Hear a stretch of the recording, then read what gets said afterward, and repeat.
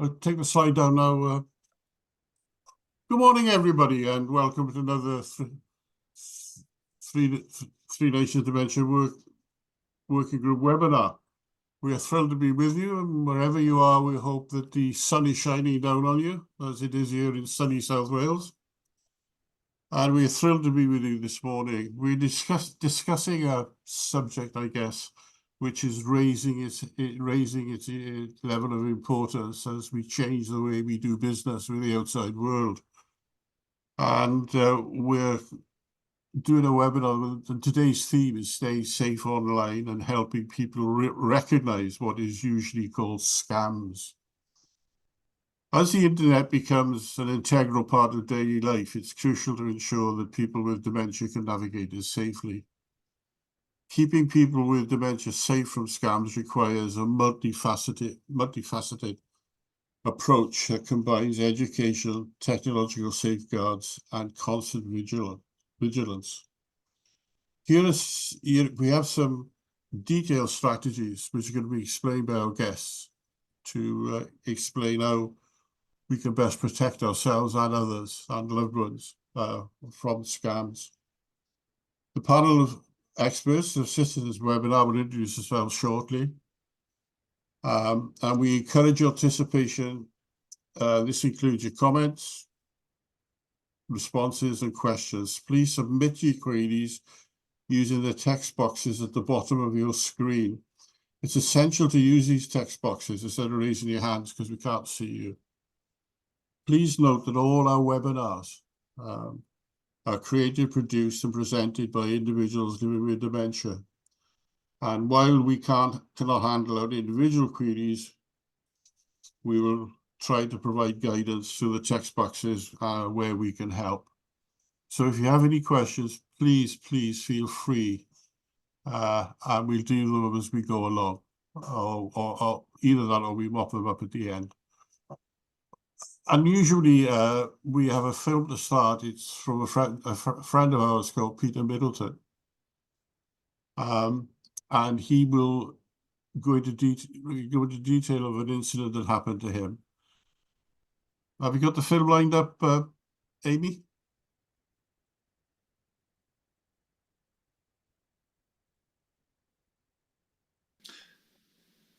My name's Pete Middleton. I'm living with Alzheimer's disease.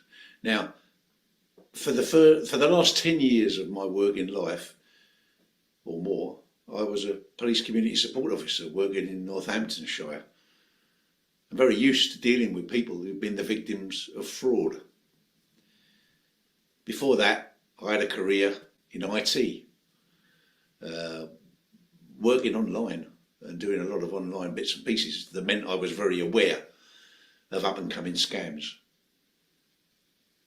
I thought I was well prepared and well versed, but I fell for a scam. And it happened like this. I received a telephone call out of the blue from someone who told me that they were working for a major high street bank and that they were part of a team within the fraud department that was investigating an internal fraud by members of the anti-fraud team. They told me that they knew I'd just received a bank card and told me the last 4 digits of it, which was so. I had received one within the last couple of days. And they also told me a couple of other things about my account that made me believe they might be genuine. But I was still suspicious. So I asked them to put the phone down and told them that I would phone them back.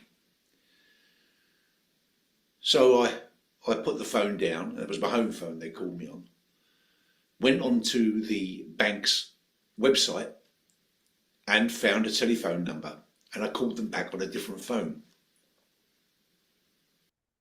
I was put through to a lady who put me through to the same gentleman I was speaking to before.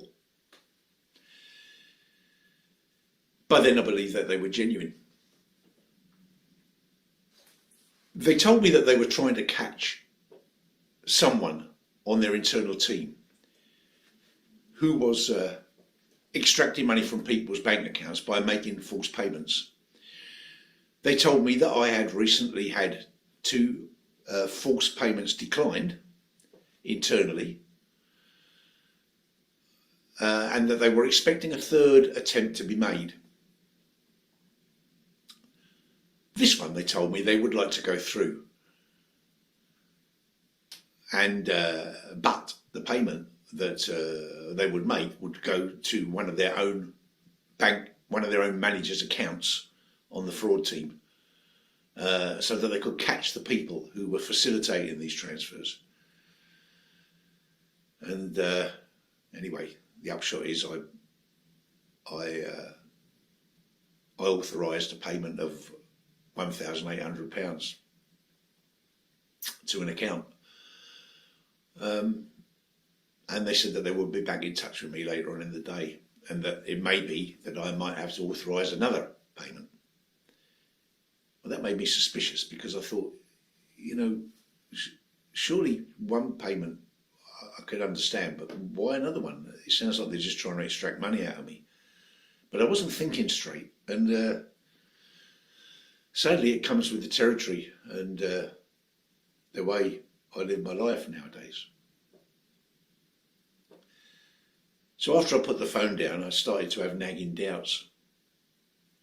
And in the end, I phoned up the fraud line number for the bank, which they told me not to do in case I alerted the very people who were trying to defraud the bank internally. But I called them anyway. Of course, they were very glad that I did, because they told me that nobody in their department would ever ask me to authorise a payment of any money. And of course, now I think about it in the cold light of day, that's logical. But you know, I thought I was helping people to catch a criminal, and I wanted to help that. And so because of that, I guess I was blinded to the fact that I might myself be the victim of a scam. People like that prey on your good nature and the fact that you want to help them. Anyway, they advised me to call Action Fraud. So I called Action Fraud straight away, and the people there were great. They took a statement from me, and they told me that they couldn't promise that I'd be reimbursed, but they told me what the mechanism was, and also how I might contact the financial ombudsman if I needed to. The long and short of it is, the bank did reimburse me the full amount after an investigation, for which I'm very grateful. After all, look, it was my own stupid fault. And I understand that. But, you know, there was no malice in what happened to me. And I just hope that they catch the people involved. I think for me, the worst part of the whole thing was that it dented my self-respect. I felt like a fool. I was ashamed and embarrassed. But I've since used the opportunity to try and educate other people by telling them my story, what happened to me, and how it made me feel. And also that there's help out there for them if they try and find it. After I'd admitted the scam, everybody I dealt with, both with the bank and from Action Fraud, were fantastic, very professional, very understanding, great advice. And I'm so glad that I put myself in their hands, especially I guess with Action Fraud, because I want to make sure that this doesn't happen to anybody again. And I'd like everybody to know that it doesn't matter how careful you are, how much you think you know about scams. Don't let your guard drop for a second, because people are very clever. And if ever anybody asks you to actually transfer money into something, just don't do it. Never do it. Well, I think that sets everything off quite nicely, because those of us that know Peter know that he's one of the most tech savvy. He lives with dementia, but he's one of the most tech savvy people we know. But like everybody else, we are susceptible to the voices of others, and who may not have our best interests at heart, or most certainly. Now, I would like to just reiterate throughout this webinar that this is not meant to frighten you. It's although it could happen. That's scary that somebody like Peter could fall foul of these people who manipulate you to get your money. And we're going to be showing you some strategies and how to avoid that as we go along. If you have any questions, please put them in the chat box. Please put them in the Q&A box. Please put them in the chat boxes, as I said. Our next presenter is Sarah Bowman from Santander. Good morning, Sarah. Morning. And she's going to run us through the kinds of things that you need to be aware of and how you need to show vigilance, and which you do, and detailed strategies to protect yourself. Thank you, Sarah. Over to you. No problem. I'm just going to get my slides up. So just bear with me. I think just reflecting on Peter's story, obviously I come across stories like that all the time, and some of the things he said, about preying on his good nature, and he felt ashamed and embarrassed. I can honestly tell you that even the most tech savvy people that really think that it couldn't happen to them, it can. These criminals are really sophisticated, and they are really good at what they do, and they also don't have a heart either, so they don't care about taking someone's money. So I guess, like Nigel said, we're going to try and give you guys some strategies and some stuff that you can do to try and avoid that, hopefully. So let's see how we get on. So just to introduce myself, I work for Santander, and I'm a fraud education and awareness manager. So I do a lot of the education internally and externally for our customers, whether that's an email that comes in your inbox or something on social media. So there's lots that we do. So I'm going to start off. I know I can't see you guys, so maybe we'll change how we do this, but rather than a show of hands, maybe you could just pop in the chat if you a yes or a no. But have you or anyone ever been the victim of a fraud or a scam? And I'm sure that most people will know of someone. Well, we all know Peter now. He's just shared his story, but I'm sure we all would have known someone who's had an attempt at a scam or a fraud, even a text message. So yeah, that's great. But the point I'm trying to get across is that it is really common. I think it accounts for 40% now of all crime committed in the UK and Wales. So it's huge, fraud. So it's about what we can do to prevent it, I guess. So what we're going to cover today is we're going to look at social engineering, and I'm going to give you a little bit of an insight into what this is. And actually, Peter touched on it in his video as well, so we can link that back into that. I'm going to talk about impersonation scams in general, and then we're going to finish off talking about your digital footprint. So let's start with social engineering then. So social engineering is not a fraud or a scam. It's a technique that criminals use. So we say it's the art of manipulation. And it's what criminals need to do to get people to send them money or to share their information. So they'll ask you to share personal information that you wouldn't normally share. They'll ask you to do things that you wouldn't normally do, and they will make you feel panicked and instill fear into you so that you act quickly. And sometimes we speak to customers all the time that don't even realize it's happened. They don't even know that they've been socially engineered because it's so sophisticated. They don't even notice it. And to Peter's point earlier, they do prey on people that are trusting, and they'll do it any way they can, using any form of communication as well. So we'll talk about that in a bit more detail. So there's kind of 4 steps to social engineering. But before they can actually scam you, they need to get you under the spell, and that's what we say. So they'll make contact with you, they'll build trust, they'll create some sort of concern, and then they'll make their move, basically. So let's have a little look. So they can make contact any way. It might be over the phone. In Peter's case, it might be a text message, social media. It could even be in person. They don't mind. They'll make contact in whatever way they can. And then next, they'll try and build trust. So they might pretend to be a trusted organisation like the bank or the police or HMRC, or they could even pretend to be someone you know. So we've seen examples where they pretend to be a family or a friend.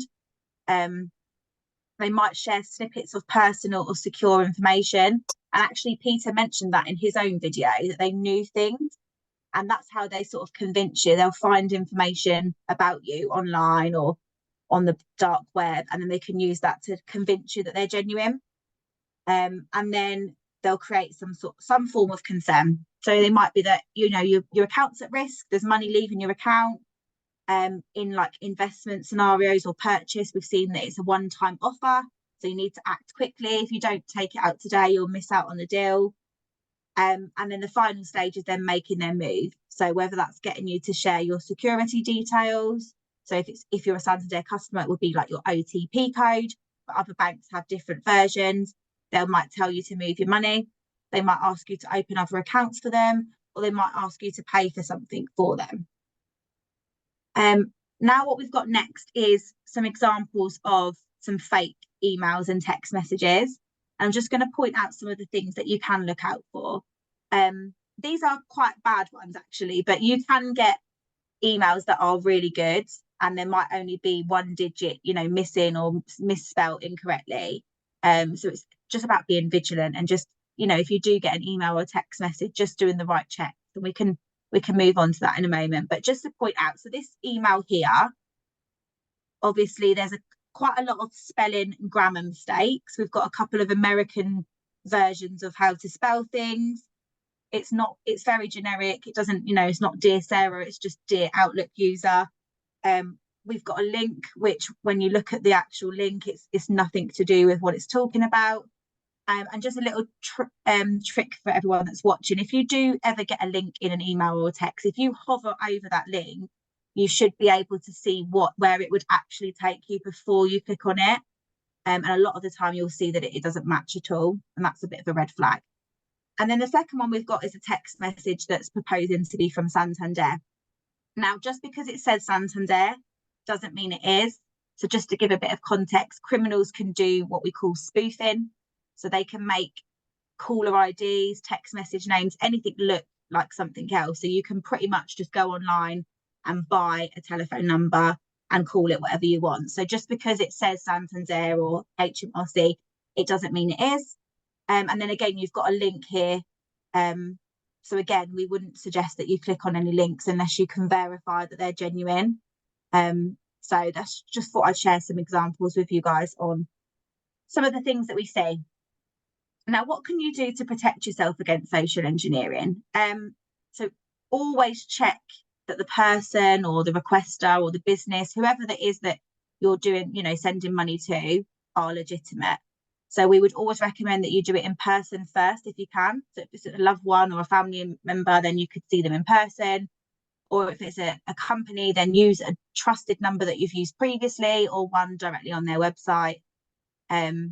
This way you could avoid, you know, and don't ever use the number in the text message or the email, because that will be a fake number. The second thing is not ever to feel rushed. I can honestly say if it was a genuine organisation, you shouldn't feel rushed ever. And I know if you called through to Santander and said, do you know what, I want to take some time and then I'm going to call back, a genuine organisation would be fine with that. A criminal would not. They would want you to do it there and then while you're not thinking straight. And then the third bit of advice is never click on a link unless you're 100% sure it's safe. Like we talked about, if you can hover over it and check where it's going to go, or if you know that you're expecting a link from a genuine organisation. But once you do click on that link, it might be used, you know, to phish some of your information, or it could be used also to download apps that give criminals access to your devices. And once they have access, they can sort of see and do everything that you can. So we definitely don't want that. So just be cautious. Let's move on to impersonation scams. Now, I've chose to speak about this because impersonation pretty much is involved in most of the scams that we come across. So if it's a romance scam, you know, they're impersonating a potential lover. If it's a WhatsApp scam, they're pretending to be a family member. Safe account, they're pretending to be the bank. So therefore, there's always a criminal pretending to be something or someone that they're not. So impersonation scams, as I said, involve criminals impersonating and deceiving you into believing that they're someone that they're not. And some of the common ones that we see, and this is not an exhaustive list, these are just some of the sort of top 3 that we see. The first one is your money is at risk. So the same as in Peter's scenario on the phone, it might be that they're saying that your money's at risk from the bank, or the police are doing like an internal investigation against the branch and they need you to withdraw cash. So there's those sort of things. That's one of the most common ones. Move it to a new account and you can keep it safe. But again, in actual fact, it would go straight to the criminals. The other one we see that's becoming more and more common is the family and friends. Hi, it's me, can you help? Text message, WhatsApp. I mean, we call them a WhatsApp scam, but they can come through any form. But it's asking you to pay something for them, and you just believe that it's your loved one that's asking for that. But again, the money goes straight to the criminal. And then you've got this is a bit of an older one we've seen, it's been around for a long time, but it's the I can fix your computer. So they might pretend to be from a telecoms company or your internet provider, or even Microsoft. Sometimes we've seen, and they'll tell you there's an issue, and that to fix your computer they need access to it. And like I said earlier, once they've got access to your computer, they can see and do everything you can. So they could log into your online banking. So we don't want that. So that's the sort of top 3 that we see. Now on the WhatsApp scam, this is just some real examples of some scam messages that we've received. So this is how it starts with, and to be fair, most of us might have had these. I mean, I have had text messages saying, "Hi, mum," and it's just they might send them to thousands of people hoping that someone responds. So in this scenario, she's saying that she's broke her phone, and she's got a new number. Can you text me on that? So the mum just, you know, bless her, really trusting, just believes that it's her child and starts texting back. And they have a full-on conversation about it. Mum's really bought into this, really believes that it's her daughter. And then after a while, Olivia, who is actually the criminal, sends mum the bank account details and asks her to transfer some money. So at no point has this customer thought, you know, I'm just going to ring my daughter, Olivia, and just check that this is actually her that's texting me. If you're a parent, you know what it's like. If your kids are in trouble and you want to help them, then you probably will. And that's fine. But my only advice would just be to check that it's actually them that want the help first. But I thought I'd share those examples with you. And then on terms of just protecting your money, there's lots of things you can do. But again, it's about just checking it is the person they say they are before you do anything. It's no good checking after, because once the money's sent, that's it, it's gone. So never use the caller ID to, you know, validate that it's genuine, because as we've said, numbers can be spoofed. If you can, speaking to them in person is perfect, because that's the best way to find out straight away. But if not, you can use a known and trusted number that you've used before. You can also use a number on their website. If it's a bank, you can call their number on the back of your card, or you can use the 159 service, which is a Stop Scams initiative. So if you call 159, you can get through to any of the major UK banks securely. And lots of people don't know about this. I feel like it's not been advertised as well as it maybe could have been, but it's just a quick, easy number to remember. So if you've got a piece of paper in front of you, 159, if you're ever stuck without your card and you want to get through to your bank, you can ring that number and get put through securely. And some other tips, really. Your bank, no matter who it is, Santander, NatWest, Lloyds, whoever it is you bank with, they would never ask you to move your money to a new account. If that happens, it's 100% a scam. So that would never happen in any scenario. So if you can remember that will, you know, it is a good thing to remember. And again, a genuine organisation would never rush you into taking action. So if you feel rushed, just, you know, you want 5 minutes, just hang up the phone. Never share any sort of security details or one-time passcodes with anyone, not even with a bank employee. Again, they would never ask for that. And never use your mobile app to authenticate a transaction that you've not selected yourself. And then let's talk about your digital footprint. So I'm sure we can all agree in some way that the internet is a positive thing, right? Whether it's, watching a TV program, whether it's booking a holiday, whether it's doing your banking, or whether it's speaking to your family members in Australia, whatever it may be, there's lots of positives from using the internet. But there are also things that we do need to be cautious of. And in particular, I guess, the amount of information that people do share online, because as you've seen and heard, that information can then be used to trick you into thinking that they're genuine. So let's think about how you can protect yourself when you're using online. So if we start with your mobile phone, if you use one, it's good to keep your software up to date. So if you've got an iPhone or a Google phone, you'll generally get a notification that says, update your security software. Always recommend that you do that, because that keeps your device as secure as possible. Make sure your phone can auto lock. So if you have got a smartphone, just making sure that it automatically locks itself. If you do lose your phone, it's great to have the sort of Find My Phone feature, because if it is lost, you can erase your device completely without wherever it is, whoever's nicked it, whoever's got it, you can erase everything, and then the phone's useless to them, which would be a good thing to do. Making sure that you have the right privacy settings in place. And again, never downloading any apps or software or anything like that gives someone remote access to your device unless you're 100% confident that it's genuine. In terms of your information, just taking basic security measures to protect your online profile. So just as an example, if you use social media, just making sure that you're comfortable with what you share and making sure that your profiles are set to private, so that only sort of your friends or your family can see the information that you share. You can also check what information is out there about you. So if you leave this today and think, I'm not sure what I've got online, then go and have a little look, go and have a look at your profiles and see what you're comfortable with sharing and what you're not. But it's also just not what about you share online, it's also what you share in terms of, if you click on an email or a text message link and you share some card details, or it might be what you share with people over the phone, what we call phishing, where they just fish for information. So just I would say never share anything unless you're comfortable with what you're sharing. If you click on a link in a social media post or online, just check the URL is secure and compare it to the official brand website. So generally, the most secure websites start with HTTPS, but that's not completely fail-proof, but they are the more secure websites. But again, just check it. Make sure that you're comfortable with the website before you do anything on there. And then finally, just protecting your privacy. Don't reveal too much. Like just for example, for me, I have a social media platform, but I choose not to share photos of my daughter, who's 2. But I have friends that share pictures of their children all the time. So it's a personal preference, but it's just what you're comfortable with. And nobody should tell you that. It should be your own choice of what you're comfortable sharing. And then finally, your money. So if you're not sure about the person who's asking for money, just make sure you check it. So using information that you already have or that's publicly available.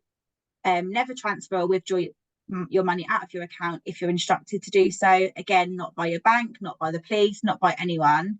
And don't send money to someone you don't know and trust. But overpayments, so never return an overpayment. That's quite a common one that we see. So if you receive a payment in error, make sure you do the right checks to check that it's not part of a scam first. Avoid paying in cash where possible, or by direct money transfer. So if you use PayPal or a credit card, they are a lot more secure. I know people think credit cards, they associate them with debt, but actually you could have a credit card, make a payment and pay it off straight away. So there's no debt, but then you've actually got that extra protection as well.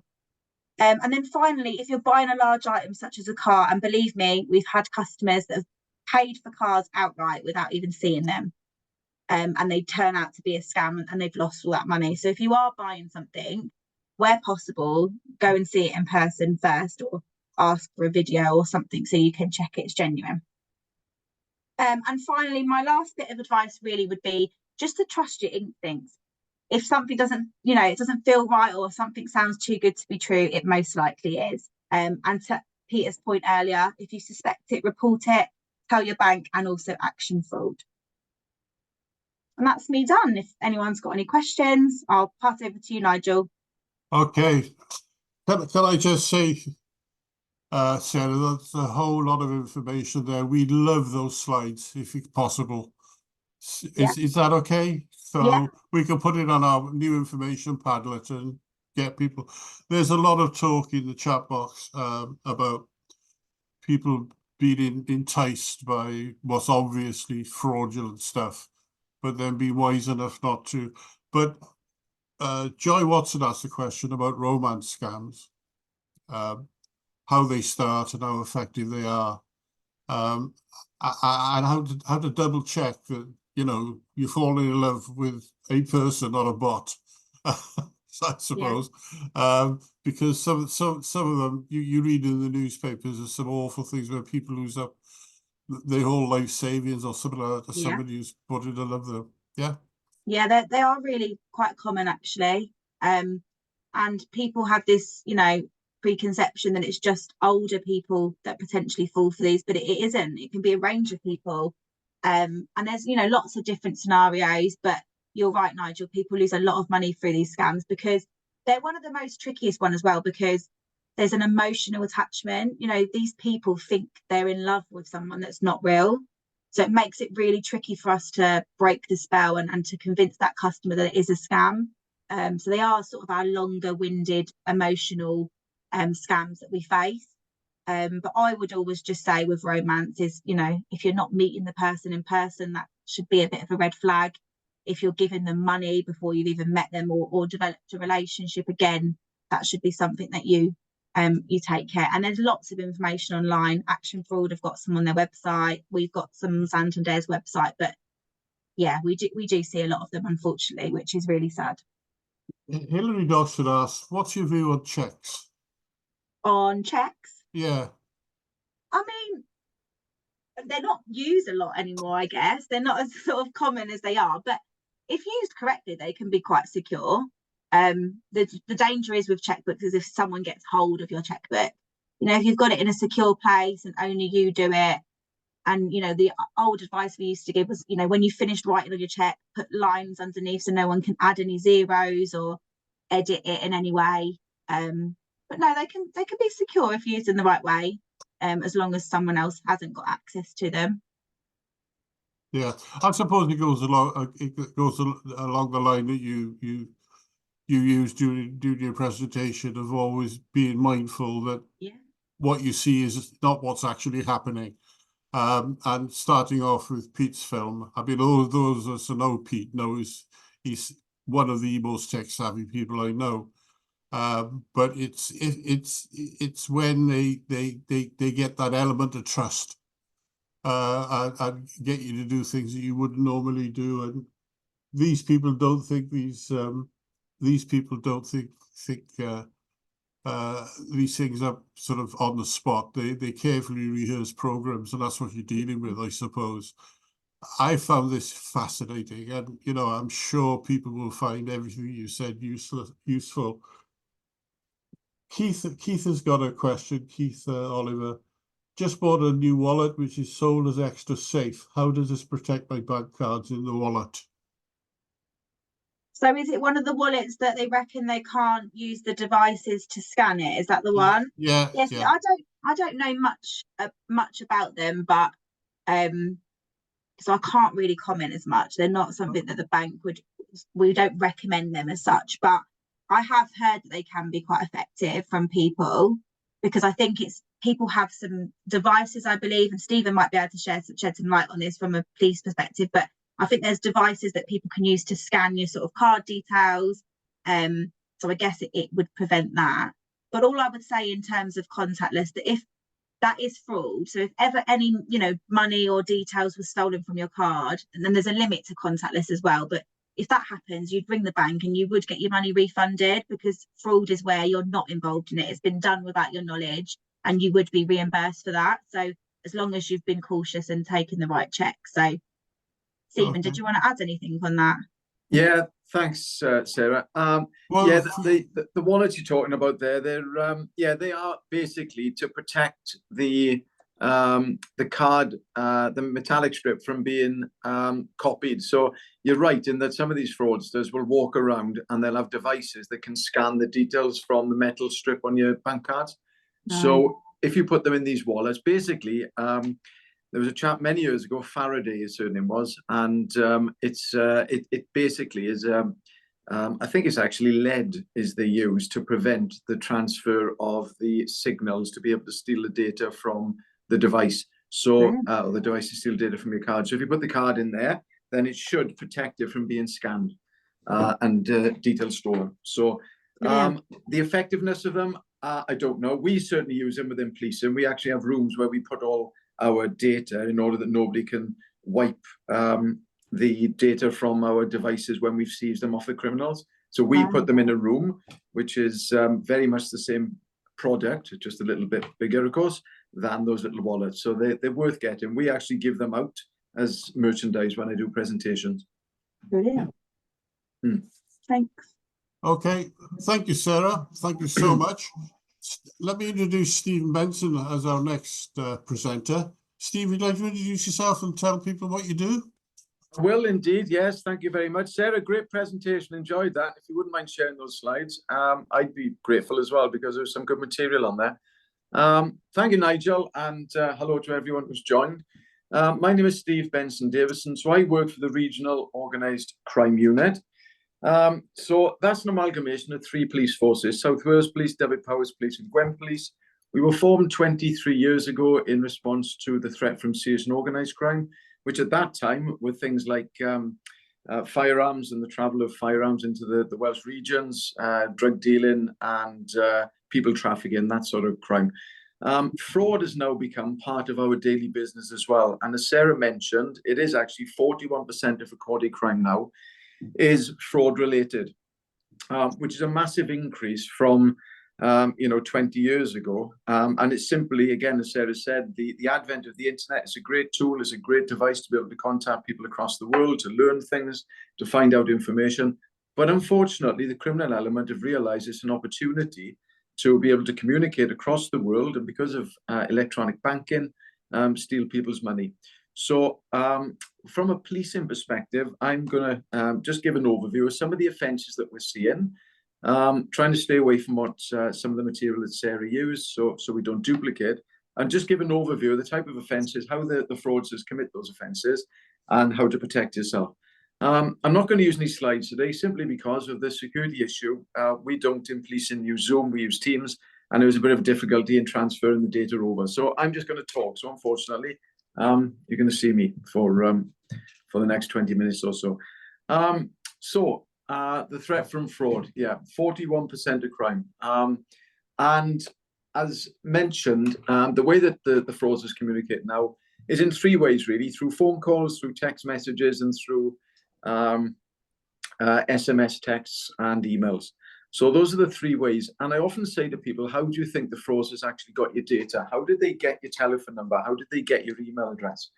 And the answer quite simply is 2 ways. 1, they can buy it, and 2, they steal it. So if we deal with the theft of it, first of all, countries, individuals, they're constantly launching cyber attacks across the world at individuals. So trying to get into your computer, sending emails, trying to get you to download data, click on links and then download viruses into your computer so they can steal your data. But on a larger scale, we see state-sponsored cyber attacks from different countries to our country. So, for example, countries across the globe will attack our national infrastructure. So just recently, there's been some cyber attacks on some of our major companies. British Airways, for example, were fined 20 million several years ago by the Information Commissioner's Office because of the data that was stolen from them. Npower have also been a victim of a cyber breach. Ticketmaster, EasyJet, all these companies have had data stolen. And if you consider, for example, the data that EasyJet would hold for those who've flown with them, they would hold your name, your address, your passport number, the data in relation to where you've flown, who you've flown with, what is your family makeup, the type of holiday you went on, was it a skiing holiday, a summer holiday, beach holiday, climbing holiday. So all that information is then contained by the fraudsters. So if they were to then communicate with you through whatever medium it was, they could send you an email that would be of interest to you because they know what type of holidays, for example, or maybe if it was Ticketmaster data they'd stolen, they'd know what type of bands, what type of music you like. So they can actually be quite specific in what information they send to you to make it sound interesting to you. So as Sarah again said, you've got to be very careful when you look at those emails to see if they're genuine or not. And if you're not certain, then come out of that email and go into the actual app of EasyJet if it's a holiday offer, or go into Ticketmaster to see if a particular band is playing and if those tickets are available. And the new government strategy around fraud, which was launched about 3 months ago, and the new strapline is Stop Think Fraud. So the message really is, whenever you get any form of communication now, even if it's from a body that you do business with, so for example, if you've got an Amazon account and you're getting an email from Amazon, then stop and think, is it genuine? Do the things that Sarah said in terms of checking whether or not it looks genuine. Does the grammar look genuine? Has it been addressed to you individually? You know, does it say dear and your name, or does it just say hi? And that's always a giveaway. Hover onto the email where it's come from and see if it pops up with exactly the duplicate of what's below. And those little telltale signs, if you're not certain, come out of it and go into the app. And that's one very, very good way of keeping safe. So that's one way of how the fraudsters get your data, through the theft of it. But they can also buy it. So when we sign up to different apps, social media particularly, but we give our details away, our data away online when we buy things, when we sign up for a store card, or when we buy up for online shopping, or we sign up for gas and electric supply, or DVLA. Many of these companies will, if you look at the terms and conditions, say that they will deal with your data as though it's their own once you click the terms and conditions. And of course, we probably don't read the terms and conditions as thoroughly as we should. So once we sign up to something, we basically authorize that company to deal with our data as they wish. And very often they'll sell that data. Not all companies, but a lot of them will. And they'll sell them to data warehousing companies where people can then go and buy that data.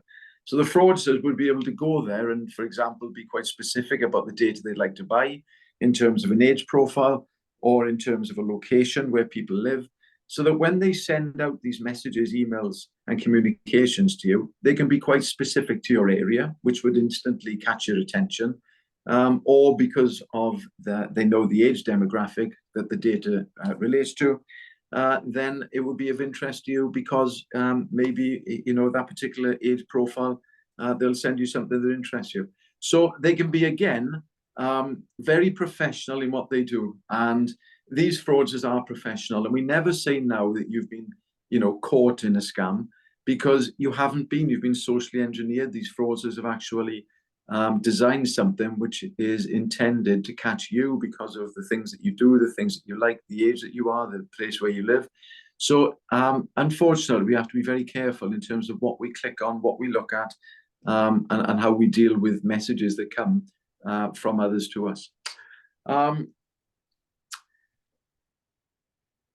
Just talking about some of the scams then particularly, what we're seeing at the moment in policing is something called an advance fee fraud is becoming increasingly common. Now, this relates to where people ask for money up front for services. So you may get an email, you may get a text message saying, for example, you've won a competition. I've gone and spoken to individuals. For example, I spoke to somebody some months back who had a message to say they'd won the Spanish lottery and they'd won £200,000. Now, where the scam comes in here is that the fraudsters will say that because it's the Spanish lottery, then we need to release the money, we need to transfer it from euros into pound sterling, we need to send it through the banking system from Europe into the UK. That's going to cost money. So to release this prize to you, you need to pay £2,000 up front. So that's the advance fee. The victim will pay £2,000 in order for the money to be released, and of course they never see the money again. The individual I spoke to who believed they'd won the Spanish lottery had never actually been to Spain or bought a lottery ticket. So the question, of course, was, well, you know, why did you think you won?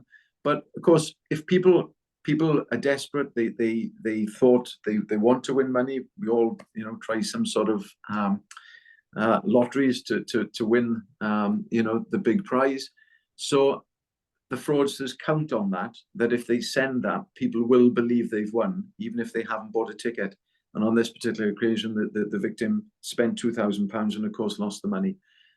We see it as well with free holidays, where people are told they've won a holiday and that all they need to do is pay £1,000, and then the holiday tickets would be released to them. It's a £5,000 holiday. It's only going to cost them £1,000, and of course they've lost the money. So the message there really is, any unsolicited contact where companies purport to be genuine, want an upfront payment, please never ever make an upfront payment. If they want upfront payment, it's generally a scam.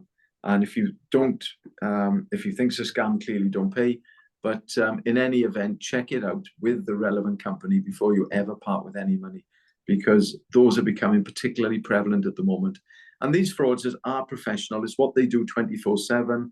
They're in great big office buildings, sitting at the desk, ringing people, sending text messages every day with the sole intention of defrauding you. And if they were to ring you, they're very flexible in what they elicit, what information they elicit from you. They ask open questions.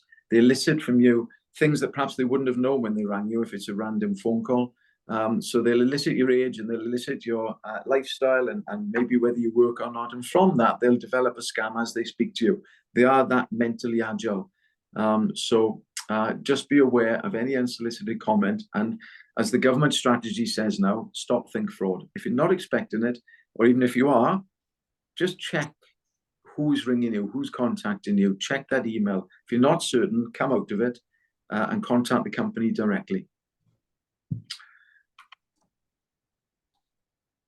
So investment fraud, we're also seeing lots and lots of phone calls. I had some myself a couple of weeks ago from individuals saying that you've applied for an investment and that they're ringing you regarding that.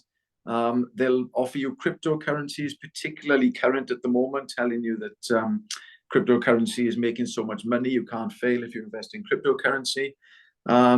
Deep fakes and artificial intelligence is another issue that we're seeing, which is affecting people's confidence, particularly online. So, for example, Martin Lewis, the financial wizard who you see on television promoting all sorts of different financial products, he was deepfaked some months ago on social media. And the artificial intelligence now allows for people to be deepfaked in terms of their appearance and their voice. So it appeared that Martin Lewis was actually advocating the purchase of cryptocurrency. It wasn't him. It was a fake, and he had then to go online to defend that and explain to people that he didn't actually support the cryptocurrency, and that wasn't him. So investment fraud. We see lots at the moment of people investing in fine wines, in Spanish cellars, and these companies and the fraudsters are so professional that they actually have investment managers. Once they've got somebody who's invested, they actually ring them up and tell them how the wine's doing and send them photographs of the vaults with the wine in it. And it's all a scam, but they are very, very professional. So my advice is, if you have invested or you get contact like that, personally, I would never invest in anything where somebody rings me up and asks me if I'd like to do it. I'd certainly check out the company, go and make sure they actually exist, go into the office, and before you part with any money, you do all your checks and balances, because we are seeing a lot of investment frauds at the moment. Romance fraud, as mentioned earlier, again, it is a wicked, wicked crime, because people are looking for love, and the fraudsters will take advantage of that. We do get two different types. One where somebody is contacted out of the blue via social media. They'll get a picture pop up on their phone of an attractive person who says, hey, I'd love to get to know you. How about getting in contact? And they'll start the communication there. But also the fraudsters will be surfing the social dating apps and be looking for people who have actually advertised looking for love. And of course, they can then create an avatar which exactly matches that the person, the prospective victim is looking for. So they'll create this avatar through artificial intelligence. They can make it look exactly the way that that person is looking for, and they'll pretend to be that person that they've been looking for all their life. They'll start the communication. and they'll tell somebody all wonderful things that they've always been waiting to hear. And some stage they'll then start telling them how they'd love to come and see them because they live across the other side of the world, but there's always a barrier to be able to doing so. So, for example, a very common one we see now is that people say that they've been in the US Army, or that they're actually stuck at the moment within war-torn territories. So they'd love to come and see you, but they can't. They sometimes allege that they're unwell, that they need an operation, that their family or children need operations, and they'll sell a sob story until the victim says, well, listen, why don't I help you out, send you some money, and maybe that'll help you get better, be able to sort your family out, and then we'll be able to meet. And of course, once that process of sending money starts, then it's a general trickle then, and will continue and continue. The message is, again, if you haven't ever met anybody, you've got to be suspicious that they perhaps aren't who they say that they are.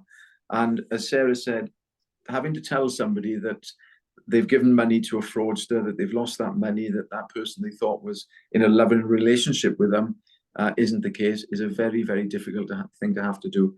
So please, please, the message is, if you are speaking to people online, then please, by all means, communicate online, but please be very careful in terms of sending anyone. And the other side of it, and we see this perhaps with younger element, is sextortion, where once they get into that online relationship, the individual, the victim, will be encouraged to do something compromising on the screen.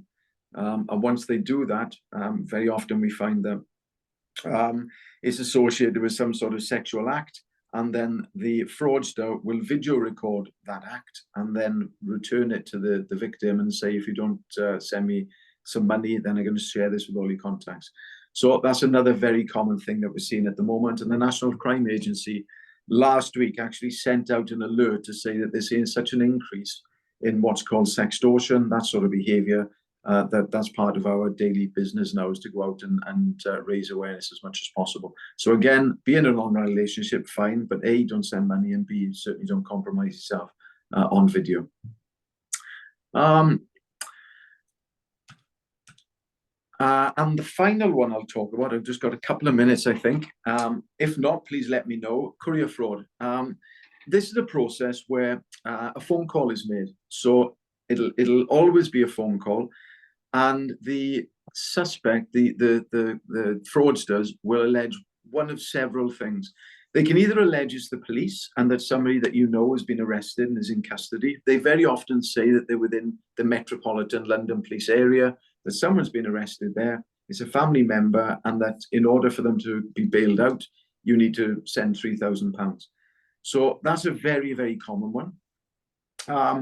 We also very often have the fraudsters ringing up saying that it's your bank.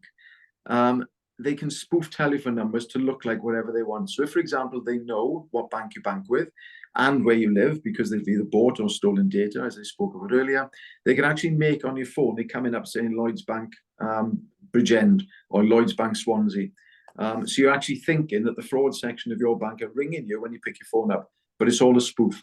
They'll tell you that one of several things. One, your account has been compromised and somebody's stealing money from your account now. Or they may say that there's people within the bank who are dealing in counterfeit currency and we need your help. We need you to go and get money out. Please give it to us. We'll fingerprint it and we'll see which people in the bank are responsible. I know when you speak like this, it sounds implausible, but unfortunately, many, many people have fallen for that scam where they go and take money out, or they'll say that your account has been compromised. You need to put your bank card in one envelope, your PIN number in another envelope, and somebody will call around to pick it up. So those are the type of frauds that we're getting. The bottom line is they're perpetuated through a phone call. Sarah said it earlier, the bank will never ask you to transfer money. If the bank thought there was some suspicious activity on your account, they'd certainly just freeze the account and not ask you to send any money or move your money to another account. So if you get a phone call like that, put the phone down. Our speaker earlier, Peter, mentioned that he put the phone down and he rang off a different phone. Now that's our advice, is that you ring your bank off the number on the back of your bank card from a different phone to the one that the fraudsters rang you on. So how, if you rang on a different one, that happened, I don't know. but that's the advice that we would give. Always ring off a different phone to the number on the back of your bank card and speak to your own fraud section. Never accept what that person on the phone is saying. I'm going to end it there because I think time's up. Yeah, everyone please keep safe. The advice that we've given, both Sarah and myself, I think, will certainly help you in that way. So thank you very much for your attention. Thank you so much, Stephen. Can you briefly describe what the dark web is? My own view is if you go on the dark web, you deserve to be scammed.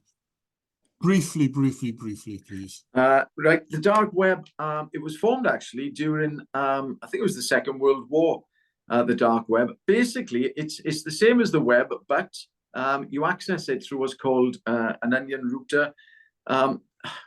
In simple terms, it doesn't track IP addresses like the normal internet that you and I would be on, where your router gives you an IP address and law enforcement can then go to that IP address, find out what properties linked to the IP address and track the person that's been online. The dark web doesn't work like that. So it means that people who go on there can then do so anonymously, basically, because their identity is masked. So we can't then identify who it is who may have done or said something or sold something or purchased something on the dark web. And that's why then many of the criminal element work on the dark web, because they know they can advertise their criminal gains or what they're selling or what they're offering on the web, because it's very difficult for law enforcement to actually identify and track them. Yeah. So that's why it's become associated with the criminal element, whereas actually it was developed for the right purposes during wartime for people to be able to send messages privately for the right purpose, but unfortunately it's been hijacked by the bad guys. Yeah. I mean, the minute I see we're on an onion site called I run a million miles away from it. Can I just say on behalf of everybody, I am being transfixed this last hour. It's been fantastic. Sarah, Stephen, thank you so much. The response in the chat box from the people that turned up, this will be seen another 50, 60, 70, 80 times when we post it on the web. And my initial feeling is to make a date so to call you back and do this probably after Christmas again. I don't think we can put these messages out there too often. Thank you so much to you for your participation this morning and acting as a panelist, and to everybody that turned up.